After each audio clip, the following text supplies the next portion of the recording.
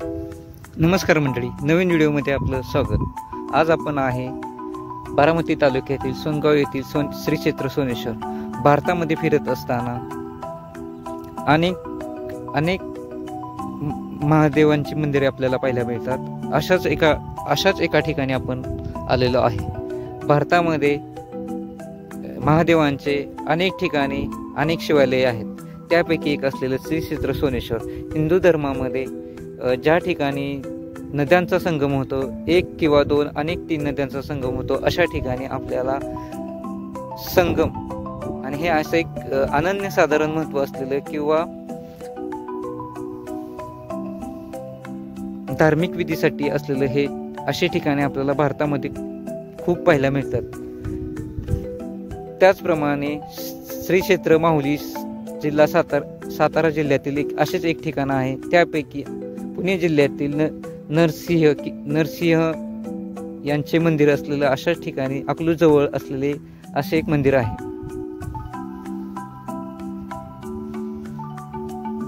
आज आपण श्री क्षेत्र सोनेश्वर येथे आलेलो आहे। नीरा आणि कऱ्हा नदीचा जिथे संगम झाला आहे तिथे आपण आलो आहे। इथे संगमाच्या पासून पुढे नीरा नदी म्हणून वाहत जाते। त्यापैकीच संगमावरती अशा बरेच ठिकाणी आपण पाहिलं आहे की श्री शंभू महादेव यांचे शिवालय आपल्याला पाहायला मिळतात। तर त्यापैकीच एक असलेला श्री क्षेत्र सोनगाव बारामती पासून साधारण 20 किलोमीटर अंतरावरती असलेल्या ठिकाणी आपण आज भेट देणार आहोत। तर आपल्या समोर आहे श्री क्षेत्र सोनगाव येथील श्री सोनेश्वर मंदिर। हे मंदिर साधारणपणे 1000 वर्षापूर्वीचे आहे। या मंदिराची बांधणी पांडवकालीन असून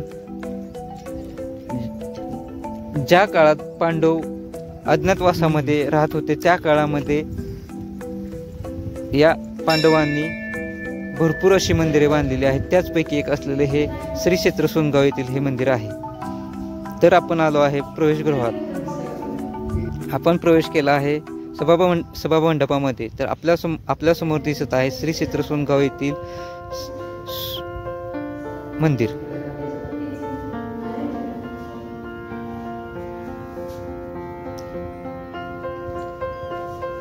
सोनगाव येथील श्री क्षेत्र सोनेश्वर या शिवलिंगाचे एक असं वैशिष्ट्य आहे की ज्या ठिकाणी आपण बऱ्याच ठिकाणी शिवलिंग जमिनीसोबत पाहिलेली आहेत किंवा जमिनीबरोबर असलेली पाहिलेली आहेत, त्यापैकी हे तसं नाही। हे शिवलिंग आपल्याला जमिनीपासून साधारण 2 ते 1.5 फूट उंचीच्या अंतरावरती आहे। हे किती पुरातन शिवलिंग आहे हे आपण पाहू शकता। नीरा नदी ही शिरवळ फलटण मार्गे असू या गावात किंवा सोनगाव येथे या दोन्ही नद्यांचा संगम होतो। कऱ्हा नदी ही पुरंदर तालुक्यातून वाहत साधारणपणे बारामती मार्गे वाहत आलेली आपल्याला पाहायला मिळते। साधारण हे मंदिर फलटण पासून 40 किलोमीटर आणि बारामती पासून 20 किलोमीटर अंतरावरती आहे। हे पाहू शकता। मंदिरातून बाहेर पडल्यानंतर शिवलिंग आपल्याला पाहायला मिळते। या मंदिराची रचना आपण पाहू शकता। या मंदिराच्या गर्भगृहात प्रवेश केल्यानंतर आपल्याला पाहता येईल की हे मंदिर पुरातन आहे।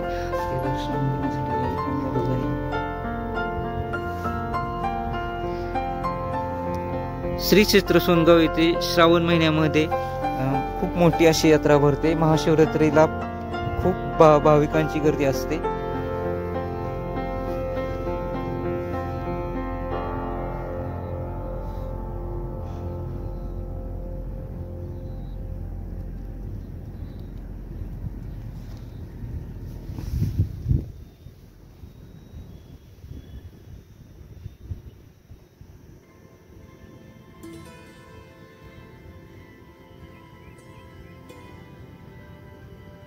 मंदिराच्या सभागृहातून बाहेर पडल्यानंतर आपल्याला छान असा नंदी पाहायला भेटतो।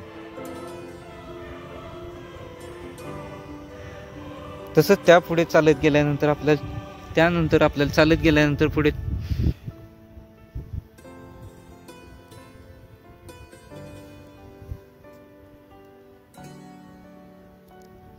श्री दत्त महाराजांची छोटीशी मूर्ती आपण पाहू शकतो। हे पहा, असे जे ठिकाण की जेथे संगम झाला आहे ते हे ठिकाण। या मंदिराला येण्यासाठी 2 मार्ग आहेत। एक करा नदीचा, बारामतीच्या बाजूने आल्यानंतर करा नदीचा पूल ओलांडून आपल्याला मंदिराकडे येता येतं। तसेच आपल्याला नौका विहाराचा आनंद घ्यायचा असेल तर आपण सोनगाव मार्गे पण आपण येऊ शकतो।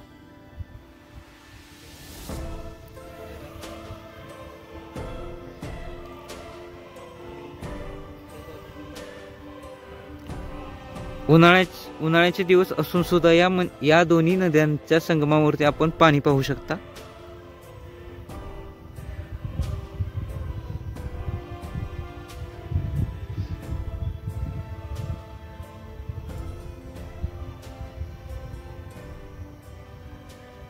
या मंदिराचे नुकतेच सुशोभीकरण करण्यात आलेले आहे, त्यामुळे या मंदिराचा परिसर निसर्गरम्य वातावरणात अधिकच खुलून दिसतो।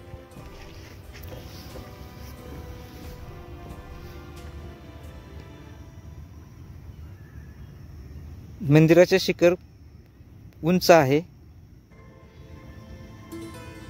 हे पाहू शकता। नदीमध्ये कशा प्रकारे विहार पक्षी करत आहेत ते।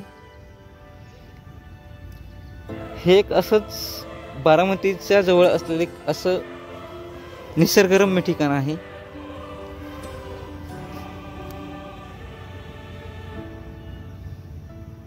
या मंदिराला भेट देण्यासाठी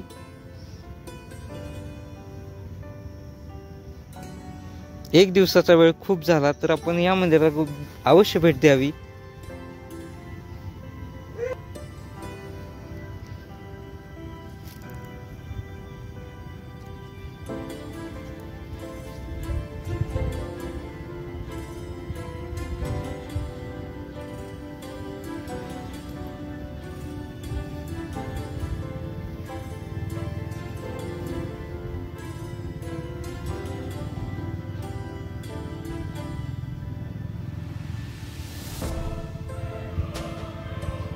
मंदिर परिसरामध्ये आपल्याला 2 दीपमाळ पाहायला मिळतात।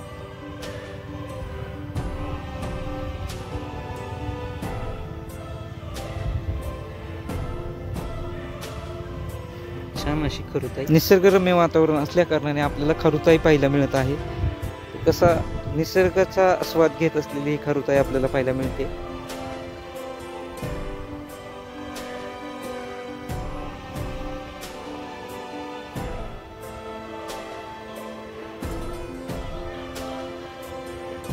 तेच म्हणून चप्पल घालूया। या मंदिर परिसरामध्ये आपल्याला 2 दीपमाळ पाहायला मिळतात।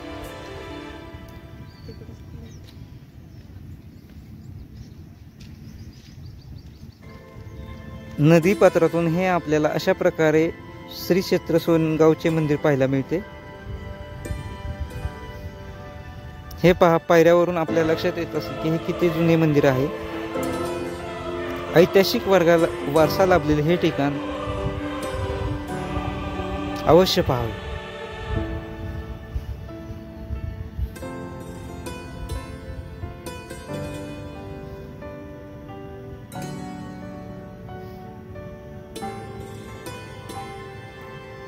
हे निसर्गरम्य ठिकाण पाहून मन प्रफुल्लित असं होतं।